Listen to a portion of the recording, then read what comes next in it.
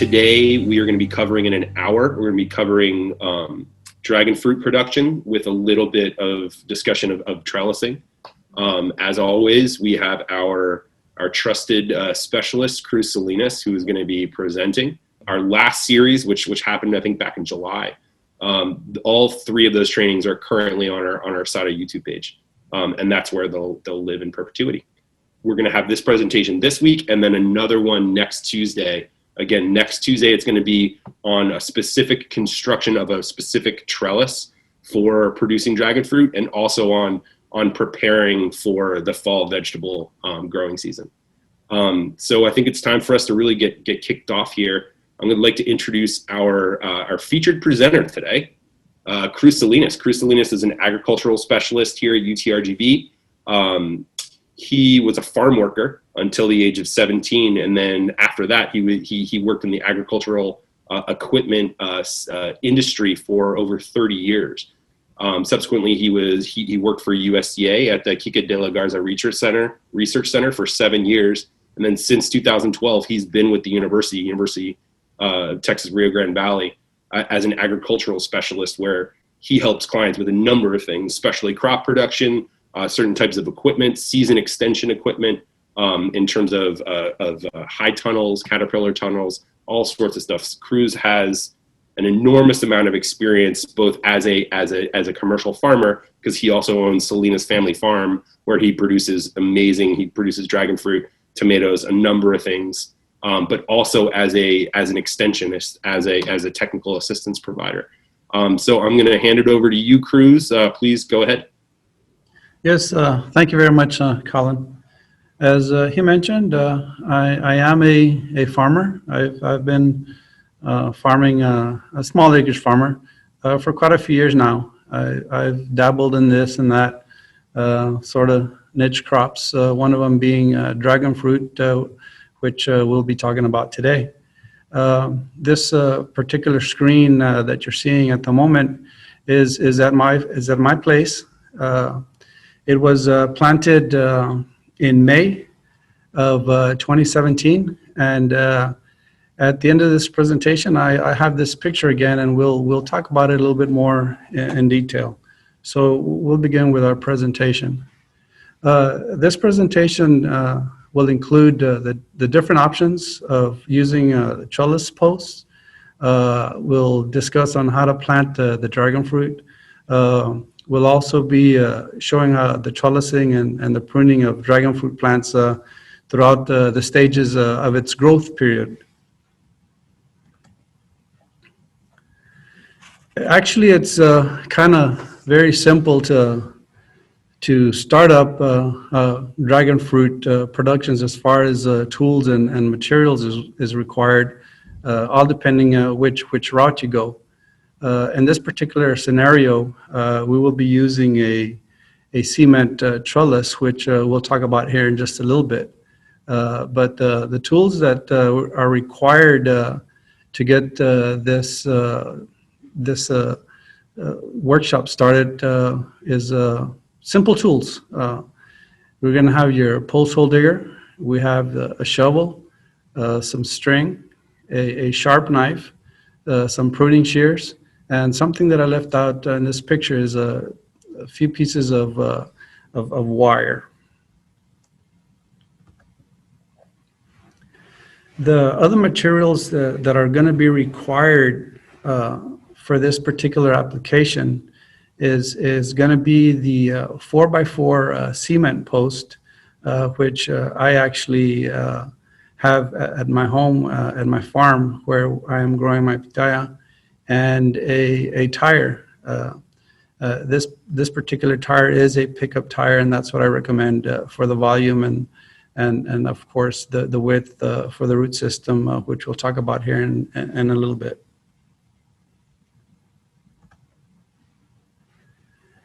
As I mentioned earlier, we will be planting our dragon fruit in that far left cement post, but you have other options. And I'll discuss a little bit about them later on here during the presentation. You can use a cedar post. You can use a 4x4 treated lumber or untreated lumber. You can use metal posts. You can use PVC pipe.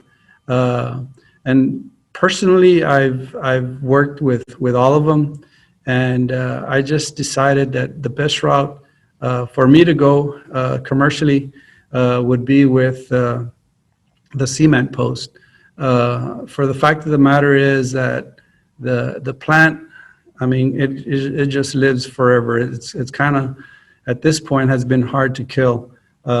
It's actually been through, we planted in May of 2017, and it was growing real nice.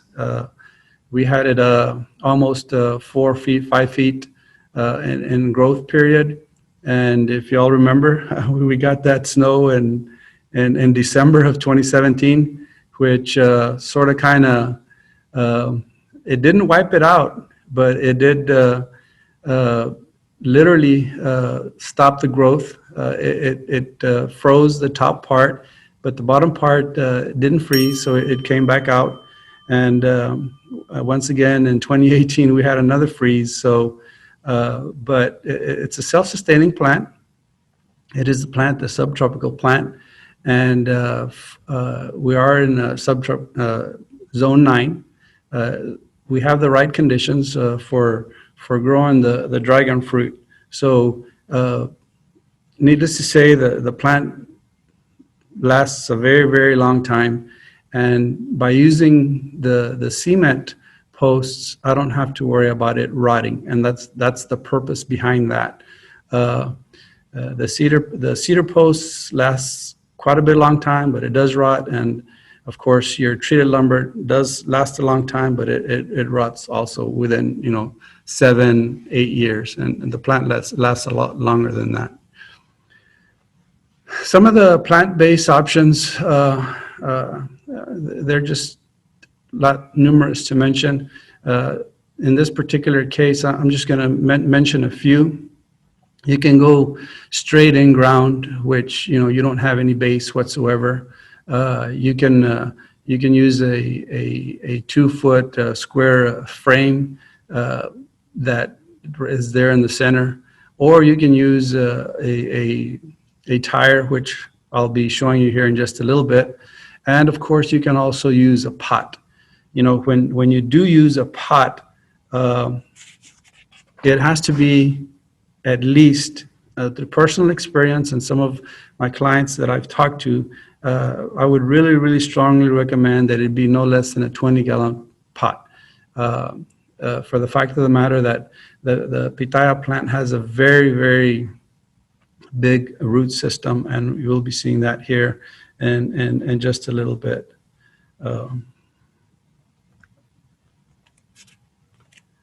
In using the tire, you have to prepare the tire in order for you to be able to have an area for the root system to grow and to be able to breathe. It seems like something that's very, very hard to do and maybe complicated to cut out the top or the sidewall off a tire, but oddly enough, just with a real simple, heavy-duty, sharp knife, you can actually cut out both seams in about a minute. It's very, very easy. The sidewall is just rubber. If it doesn't have any of that, those wire strands in it to make it difficult to cut. You don't need. I mean, you could use an electric saw. You could use a power saw or a sawzall and stuff like that. But I mean, you can use it, cut it with just a simple sharp knife. And I'm going to show you how I did it. And basically, you just you go to the sidewall, and most tires have this little edge right here where this part meets this part, and that's your weakest point right there. So you just put the knife in the sidewall, and you literally just start cutting it like you would cut anything else. And it seems like it's hard, but it's really not. Like I said earlier, it takes about 30 seconds, 45 seconds to cut out the side of a tire.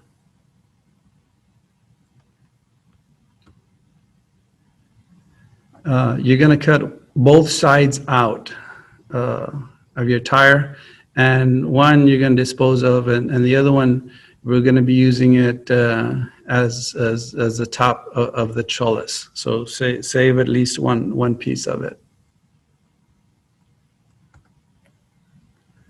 Of course, you're going to dig your hole. I would not have the hole any less than 2 feet. The weight of the dragon fruit plant at its maturity can weigh almost 200 pounds. In this case, I'm going only 2 feet, but when I put the tire and then I add the compost mix, that's another 10 inches. So, you're looking at probably 34, 36 inches of actual dirt that'll be holding the cement post in place. As I mentioned earlier, one of the options that you can use is a 4x4 post, which could be treated or untreated, all depending if you want to go organic or conventional. And it's very simple. All you need is a drill, a bit, a 3/8 wood bit. You're going to need 2 pieces of rebar. In this case, I'm using 24 inches in length. I just want to clarify something on the 4x4 post. It's not actually 4x4. It's 3.5 by 3.5, but they're called 4x4s. So a lot of people think that when you buy a 4x4, it's actually 4 inches by 4 inches, but it's not. And what you want to do is you're going to go on one side, and you're going to go down 1 inch and go in the center and drill the hole through. Okay? Then you're going to go on the other side of your post, but now you're going to go 1.5 inches down. Okay? And you're going to drill that hole all the way through. The next thing you're going to do is you're going to slide your rebars on the 1 inch hole and then the 1.5 hole all the way to where they're centered.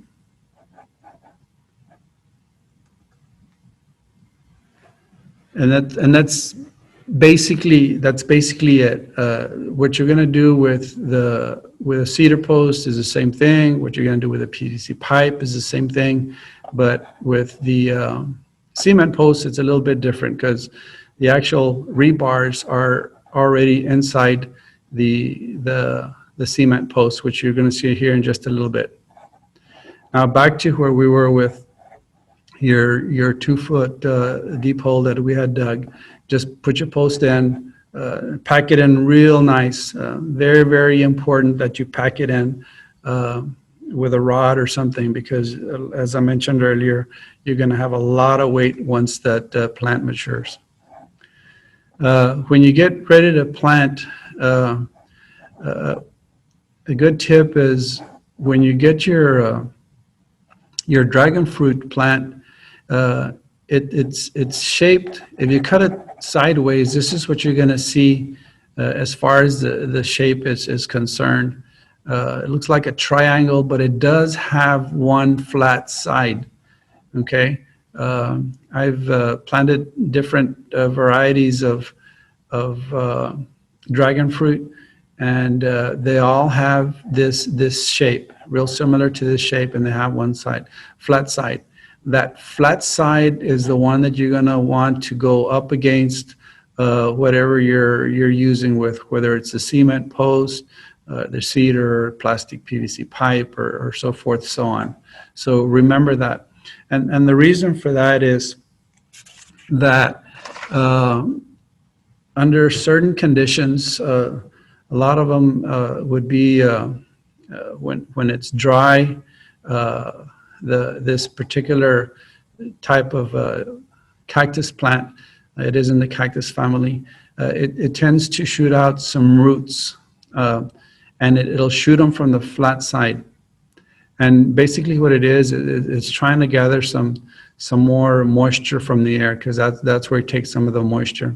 But those root systems, which are up in the air, are also the type of root systems that grab onto the pole, and it actually helps hold that plant to whatever post you're using. So if when you're planting, make sure that flat side is up against the post. When you get ready to plant, whether you have cuttings or when you purchase them, I recommend that you leave them at least minimal, 3 to 4 days.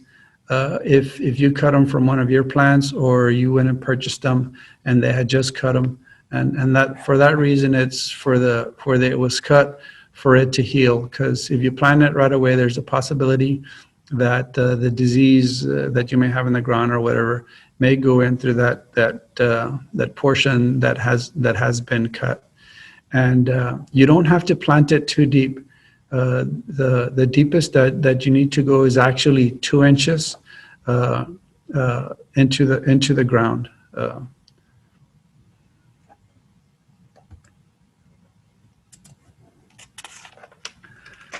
Earlier, I had mentioned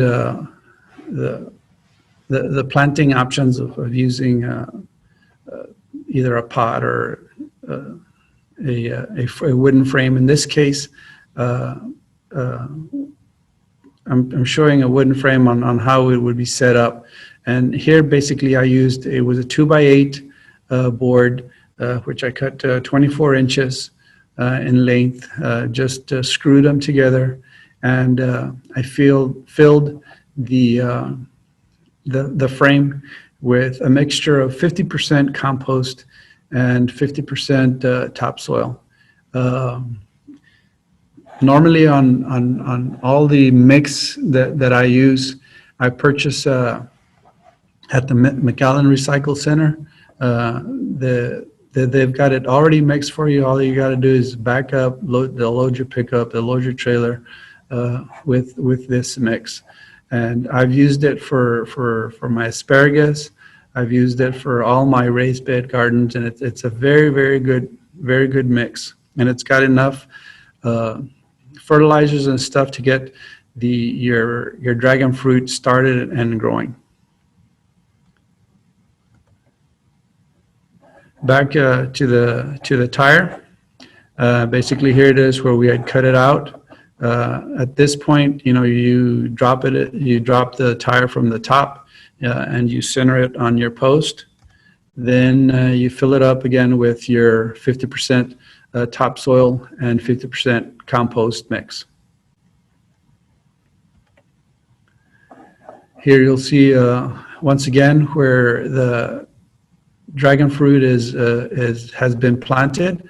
It was planted 2 inches deep, and you can do this if you would like. Personally, I do it myself. Is I plant one plant or one stem on each side of the post. That's what's research has recommended, and that's what I've done. The only thing that can set you back on this is if you are growing this commercially and you are having to purchase your stem, your cuttings, and if you go 4 per post, it might get a little expensive. Some of these cuttings can run up to $15, $20 a piece. So if that would be the case, that you're planting a whole bunch of them, then I guess I would start with 1. But I would probably minimal of 2. That way, if something happens, you'll have at least one of them, survive and growing on your post. And always remember to put the flat side up against your post. As far as the top of this post is concerned, you have the rebars coming in that were part of the cement post when it was built. You're going to bend your, once you get your tire in, then you're going to bend your rebar, forming a triangle. Okay. And I'm not going to go too much into the cement post, because next week I do have a presentation where I'm actually going to show you how to build or construct this cement post. It's very, very simple. Seems hard, but it's not. So next week, if y'all would like, join us, and I will show you how, step by step, on how to build that cement post. You're going to place one of the cutout tires up on top.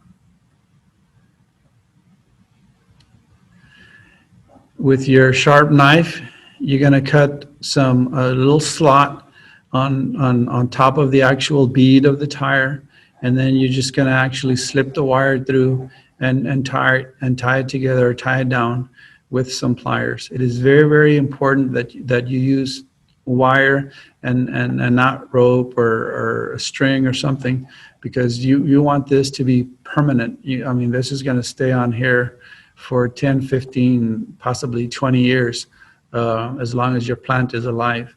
Right now, some of my plants are already 7 years old, and the posts are in real good shape, and this rubber tire, of course, is not going anywhere. But there's a lot of weight that this tire and these rebars hold up, so it needs to be tied down with a wire. Once all that is done, we're ready to plant our dragon fruit and watch it grow. Here on the left side of the screen, we have the dragon fruit. It's already grown 24 inches. At this point, you want to start tying it down. It's very, very important that you tie it down. The fact of the matter is it gets top heavy. It may lean over, and it may start growing in the wrong direction you don't want. You want the actual stem to be going straight up that side of that pole. Each one, growing in the same direction. Okay, and by doing so, you just have to tie it down. At one point in time, you will see some of the roots growing from the side and attaching to them, but with the strong winds that we have, it takes quite a bit of force, and it literally pushes them out, and it takes time for them to really attach. So by tying them down, that will solve that problem. As the plant is growing, at this point it's almost 3 feet tall. You just have to be, keeping it straight, keeping it tight as it's growing.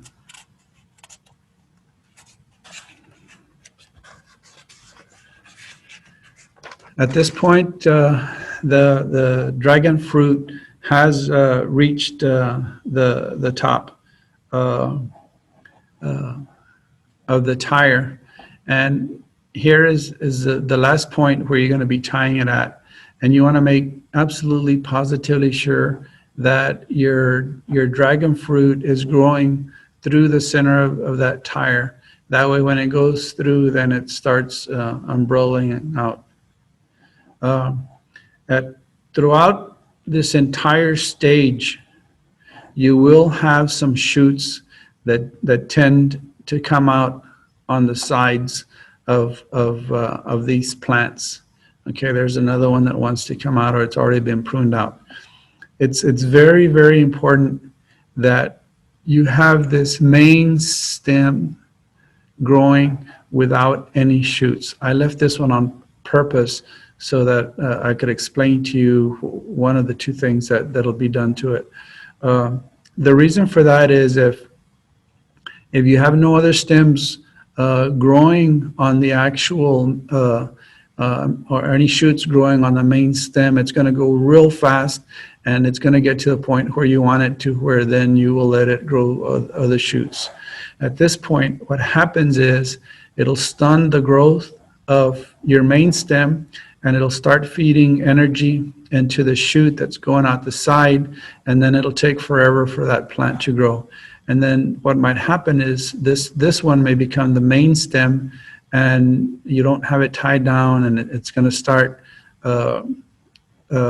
knocking this one down.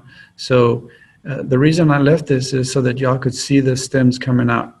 Now, if you're in production and commercially, and you're trying to increase the plant at your place, one of the things that you would want to do at this stage is maybe let 1 or 2 grow out at the most. And when they get at this stage, 12 inches or more, you can cut your shoot. And actually now you have another stem that you can plant.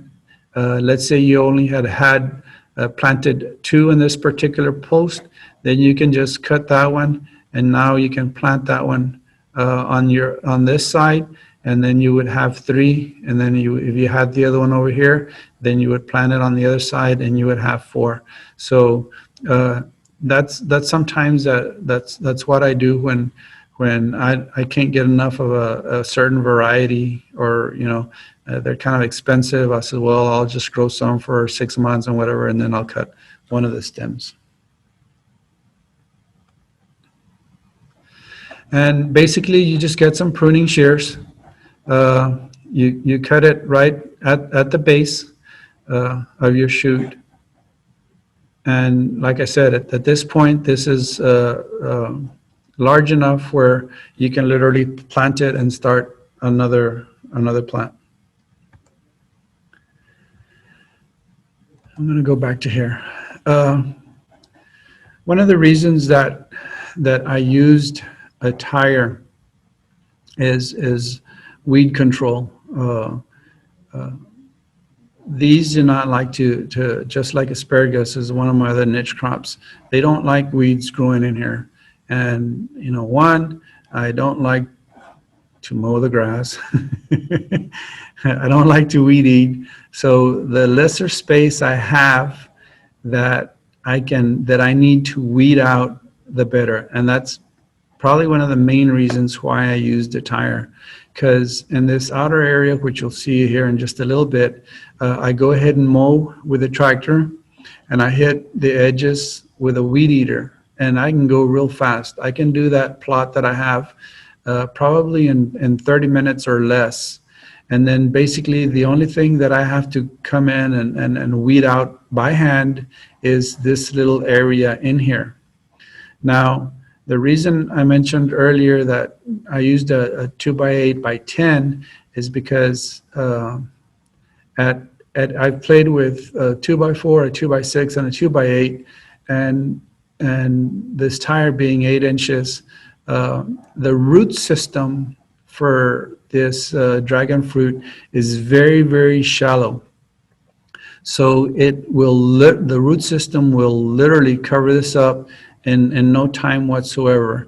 But yet the height of this tire, or the 2x4x8, is not tall enough that it won't allow the root system to go under and start to grow around in this area. Now in this area it is grassy, and at this point, through my personal experience, the plant tolerates the grass in this area. It doesn't harm the plant whatsoever. But this is the area that I want to keep weed free, and the only way that I can do it is by hand. Here I have a plant that I had growing in a fence line, and I grabbed some stems and I threw them on the fence line, and just to see for the growth and see how they grew and so forth, so on. The actual root system of this plant was literally pulled out by hand. It was only like 2 inches deep. The fence had a whole bunch of compost from the dead leaves from my oak trees that we put on the edge of the fence for weed control. And I literally pulled it out with my hand. The actual plant was 6 feet tall and had about 10 6 feet wide leaves coming out of it. So the plant was, humongous, but I took it out so that I could show you all the root system of the dragon fruit plant. And basically with this root system, this much right here would be inside the tire, literally all spread out. And this root system goes under the tire and into the other area. So after a while, this is what your dragon fruit plant should look like. There's no stems, no shoots growing from your main stems other than your main ones. And once it gets to this point, you will start seeing a whole bunch of shoots coming out of the tips of the main stem, and you want to let those grow out. As they're growing, you want to manually space them out. And the reason for that is you're going to have a lot of growth. And two, when it does start putting out your flowers and your fruit, one, it makes it easy to harvest your dragon fruit. And two, these, of course, like cactus, these do have thorns. And it just makes it easy on you where, you're not scratching yourself the whole time during harvest, okay? This is probably about 1.5 years growth, and you'll see here in just a little bit. I think I have a picture where it's mature and it's literally all covered up.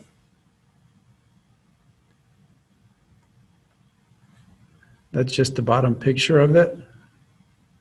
You can see all the stems coming out of the at this point and then umbrellaing out. When you plant your dragon fruit plant, it takes anywhere from 12 to 18 months before you see your first bloom. Then once you see a bloom, then after that, it takes anywhere from 40 to 50 days for you to actually have your dragon fruit that's mature and ready to eat. This particular plant I planted on a cedar post, and I never pruned it. I never pruned the bottom stems. I've tried growing on cedar posts. I've tried the 4x4 treated lumber. I've planted on a straight fence line using King Ranch wire. I've planted on cattle panels, which are 4x4 squares. Just playing with a whole bunch of different scenarios to see which would be more practical for me commercially. As I mentioned earlier, if you don't prune these plants, and it's really time consuming, and you have to do it pretty often, this is what can happen. Your plant literally becomes a bush, and if you have fruit growing in here, it's very, very hard to harvest. If it's growing under one of your stems, it actually crushes the fruit. So this is kind of let go, and it was for that reason, to see what it would look like at the end. Now, once like I said, 40 days to 50 days, then you have your actual fruit.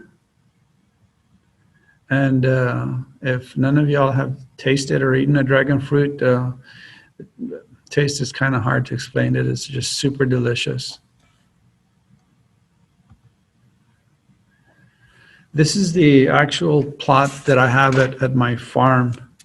And It's 44 posts. The area is 50 feet wide and it's 110 feet long. Like I said, it was planted in May of 2017. Since then, we've had two setbacks. We've had when it snowed, set back the plants almost to the bottom, froze them all the top off. Then we had the hard freeze last year. Once again, it set them almost to like this, a foot almost. Didn't kill it. I mean, they came out. And this is a current picture of the way it looks now. This is from last year to this year. Okay, we did harvest a few fruit this year from these plants. As far as the varieties that I have, these first three rows are red fruit, and or the color on the inside is red. And this particular row is a white fruit. As far as the varieties are concerned, there are a whole bunch of varieties. What you plant is almost determines what you can get your hands on and the availability. Some of the varieties are in this case that I have here are Physical Graffiti, Haley's Comet, and this is the Vietnamese White. But that's what was available when I decided to plant this. There's a whole bunch of varieties that are red in color when you cut it. They're white. There's pink. There's purple. The outside colors also vary. Your yellows, you have your yellow peel, your purplish peel, your reddish peel, and some that's a greenish reddish. So it just all depends on the variety that you get is what determines the color that's in the inside and the taste.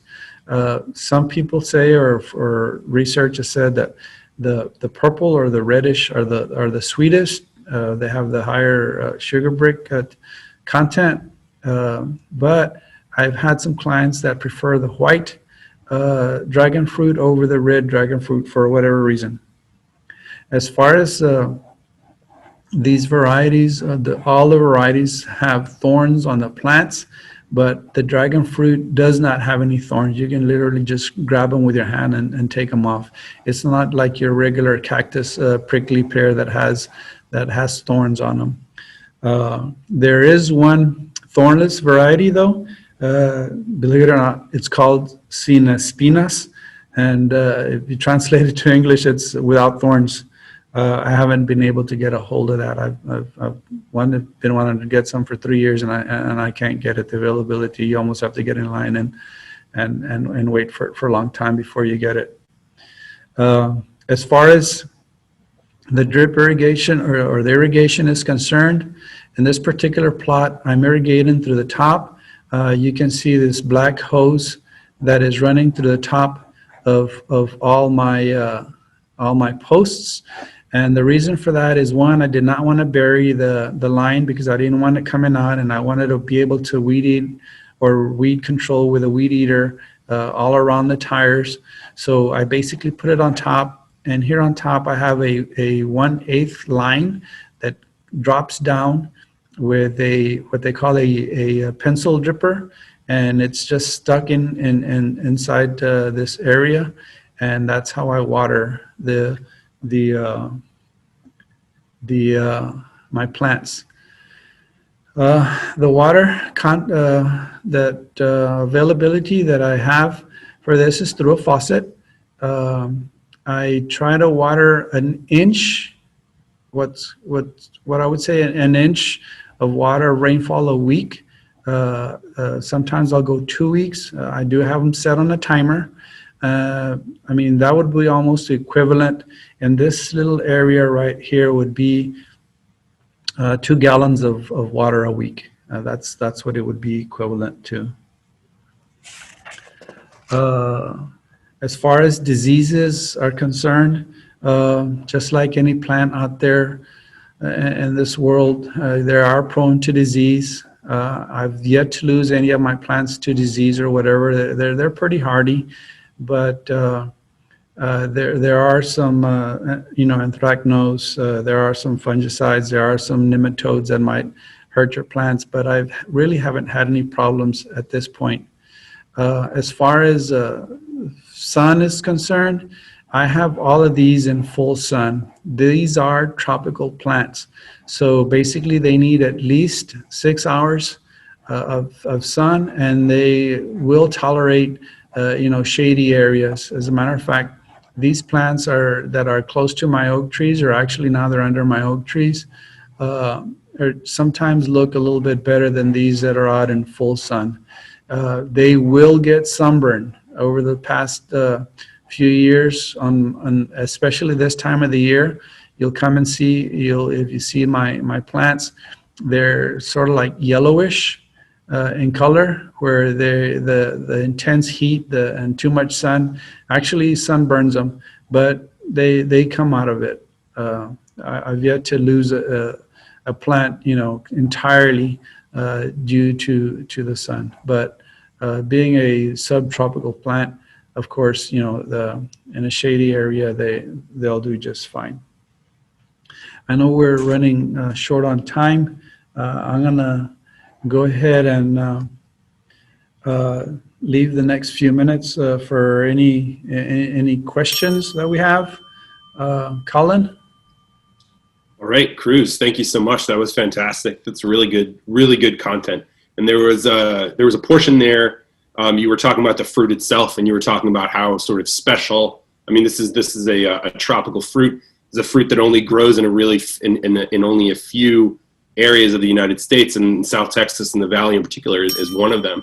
But it's amazing. I mean, I know for myself, going to local restaurants, a lot of the restaurants around here like to source local pitaya or dragon fruit to make cocktails with. That seems like a really good use, but it's sort of similar to like a kiwi, right, in terms of texture and maybe flavor. Yes, very very similar, but tastes quite a bit different.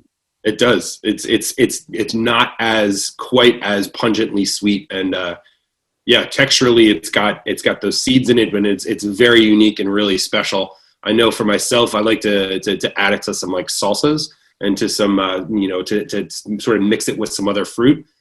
It holds its shape very well, and I think it does, and it holds up well in those preparations.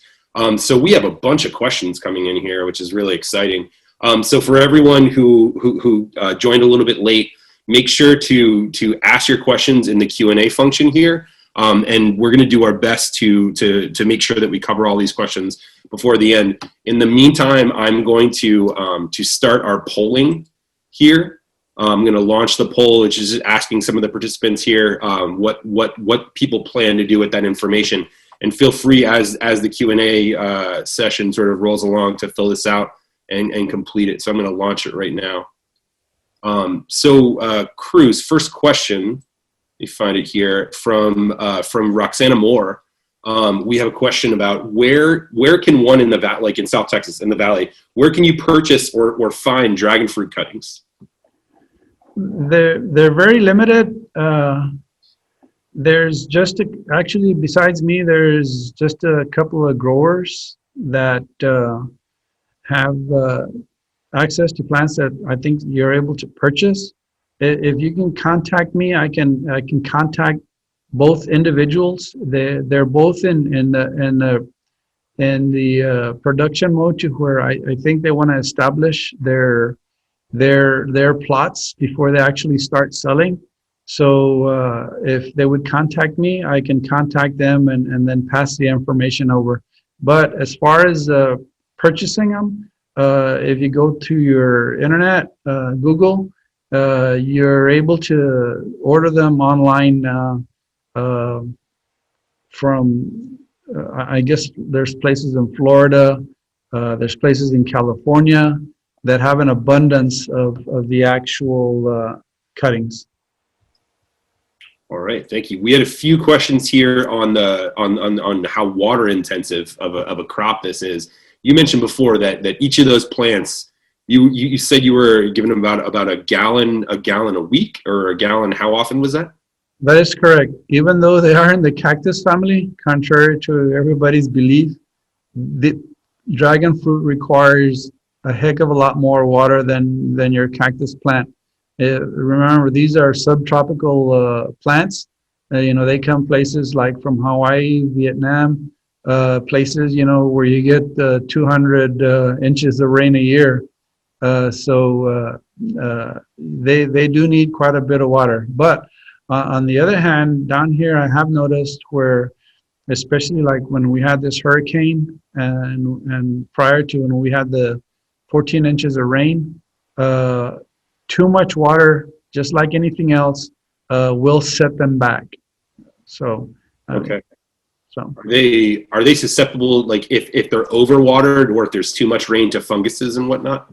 yes, just like any other plant out there, too much of something is sometimes not good, and in this case, a lot of water, it sets them back. It doesn't kill them, and you can tell right away.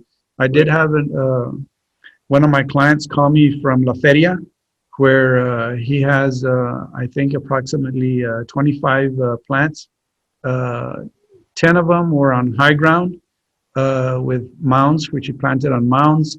10 of them were on the side of the property where it was a low-lying area, and they were in standing water for an entire week, and it did kill the ones that were standing in standing water for. Really? It was a week to 10 days. So he said they did die on him. So. You're using drip. You're using drip irrigation on these. When are you, like, we have a question here from Joe Ramos. When are you watering? You're doing it just like normal. You're doing it during the early hours of the morning or later at night? I have my timer set actually, and for my dragon fruit, I have them set in the middle of the day. I'm watering the rest of my farm in the early morning or late in the afternoon. So my dragon fruit, I have them set for the middle of the day. Okay. We have some questions here about pests, about sort of animals, birds, or any other sort of pests, coyotes, anything like that. What are the major things to look out for, and what approaches can you take? The major pest is the two-legged animal. I'm just kidding. Yeah, once they start fruiting, you got everybody in your coming along, but no, in a more serious note, every four-legged animal and every bird with wings loves dragon fruit. Raccoons, skunks, possums, mice. As far as your birds are concerned, my main bird is the mockingbird. Strangely and oddly enough, my plants grow enough fruit to where I do have some damage, and just like any crop, I do lose about 10% to animals. But it's a very delicious fruit. All the animals love it. All the birds love it. And actually, the birds peck on it, and it's almost real similar to like your orange. They don't really go to eat the fruit. They go and peck a hole in it so that the insects can come and fly and start, eating on your fruit. And that's when the birds come in and they actually eat the insects that are attacking your fruit. So, almost as far as I'm concerned, I love the birds because they're actually keeping my insect control, by doing that. But I do lose about 10% of the fruit to possums and raccoons and birds, so forth, so on. All right.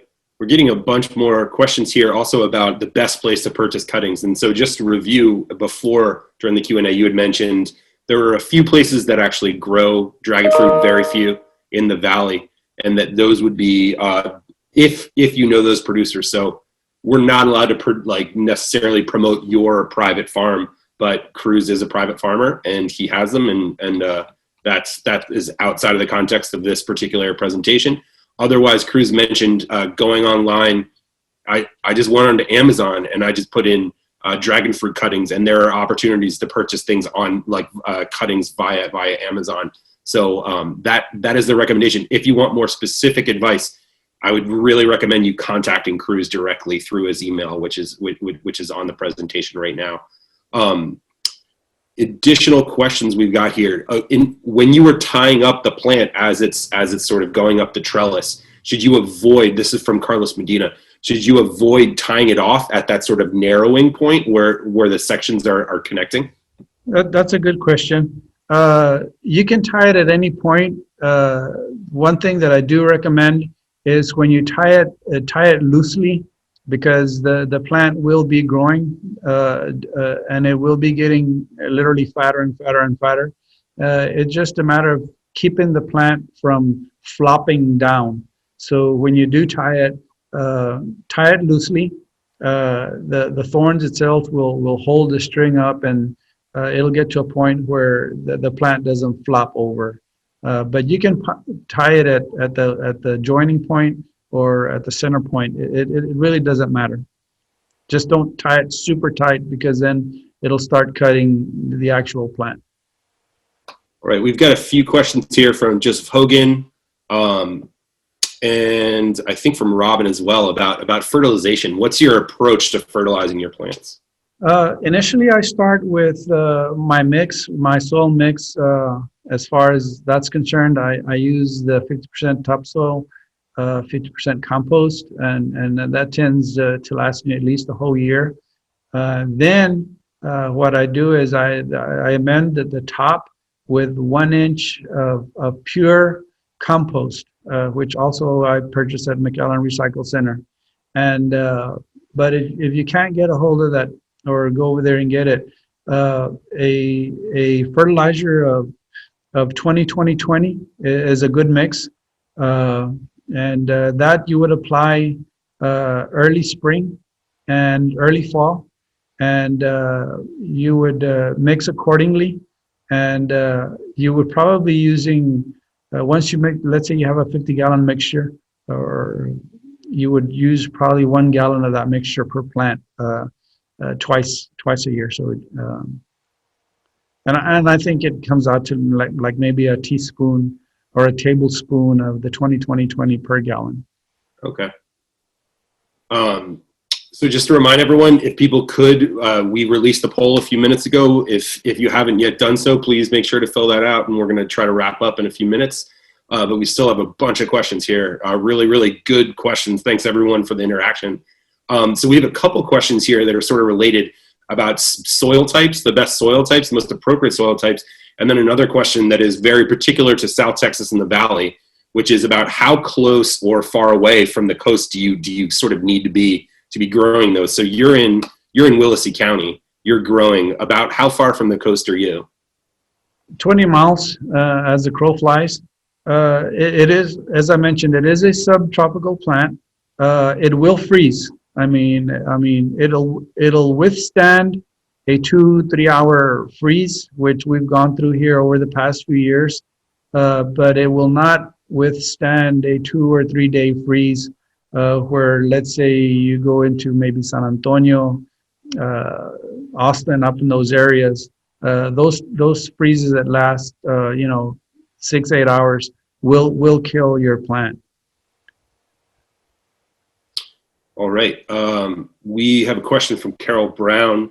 It says, I guess she is already growing. She says she gets several flowers blooming at a time, but little fruit set. That might be a specific situation where you would need to talk to that person about their circumstance. But in general, if that were happening, what might be some of the issues? What the main issue is, do you have bees is in your neighborhood or wherever you're at? Because bees is one that pollinate early in the morning, real early in the morning. Now the dragon fruit blooms at starts blooming, the flower starts to open around 10 o'clock at night. Okay, so between 10 o'clock and daylight, the bees aren't working. They're not pollinating. The only thing that will pollinate at that time is your insects that are out at night, and basically it would be your moths. So if you have a lot of moths, you're in good shape. If you don't, your pollination is basically what makes the fruit. So if you don't have pollination, you have your flower, a few days it turns yellow, and about a week it falls off. So that is your main problem. Now, what you can do to help that out is one thing that we used to do is you get a glass jar, a one of those curd jars for canning that's got maybe like a 3-inch opening on the top, not your huge one, not your small one, the mid-sized one. And you get your jar and you shove it inside the flower. The flower is huge. And then you get your jar and you start shaking that flower very vigorously so that pollen starts to fall and interact with the other, because it's a self-pollinating flower. But then that itself initiates the pollination, and more than likely 9 out of 10 times you will get a set. It's a real nice technique.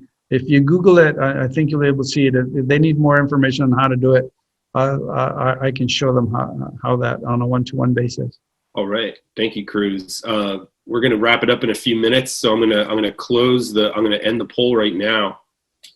People will be getting a survey after this via email because you registered with us. Want to make sure that we wrap up all the major questions. Like to shout out Christopher Gabler, who's actually answering some of the questions in the Q&A section. So thank you, Christopher. And it's back to that coastal, to people that are really close to the coastal areas, and the salinity either in the soil or in the air. Does it have a really detrimental effect on the plant? I couldn't answer as far as the salinity part of it, but it will tolerate salt. I do have a colleague of mine where he has salty, a high content salt, and the pitaya grows very well there. So how much will it tolerate? I couldn't answer that. Right. I guess it's a small sample size, right? So we only know what we know. From Odelia Garcia, is it hard or impossible to grow from seed? Is that even a thing? Are people growing these from seed? Personally, I've never tried it, but it is possible. It just takes forever, a lot of care. It can be done. A lot of people do it. It's a cheaper route to go. You can order the seeds via Amazon or wherever and get them in, and you almost get more of a variety that you can choose from through seeds than from actual cuttings. Right. So talking about varieties a little bit, I think you mentioned that you're growing a variety called Physical Graffiti. That's correct. So there is a variety named after a Led Zeppelin album. I just wanted to point that out. That's fantastic. That makes me very excited. Other questions about spacing between plants. Generally, how far away are your plants on your plot there? The rows are 10 foot. And from plant to plant, I believe I have 8 foot. The reason for that is these plants umbrella out and they take up a lot of space. And the reason you want to really space them out is one, for you to harvest, you're able to walk in there and not, get, thorns all over you from the other plants. And two, when maintenance, I'm able to go in with a riding mower and cut the grass on 90% of the plot versus, going in there with a weed eater and trying to maintain the plot. So very, very important that you space them out. All right. There's only a few more questions here. There's a question on how you're separating the plant at the top. And I think you mentioned that you're doing that by hand, right? Yes. You don't want the plant that's on the north side of your post growing to the south side. Basically what you do is when it comes out, you just want it to umbrella out or lean out to that particular side of that plant where you planted it. And so there are some people I think who planted them maybe close to a tree or close to their house, and then it sort of trellised up those items, and now they're actually fruiting at a really high, at a significant height. If they cut them back, they'll just sort of start from scratch, right? Yes, yes. And mind you, when I went to Hawaii a few years ago, if you don't prune them, these things are actually going as high and as tall as they go up a coconut tree. So, they'll grow 25, 30 feet tall. And, you'll see a coconut tree with coconuts and dragon fruit coming out of the top. So, yeah. All right. I think those are the major questions people had. We're going to wrap it up for now. Thanks everyone for participating. We had a really good group of attendees for our first session this week, and the content was really good. Cruz, thank you so much, and we look forward to everyone joining us next week. Thank you, Colin. And thanks everyone for joining.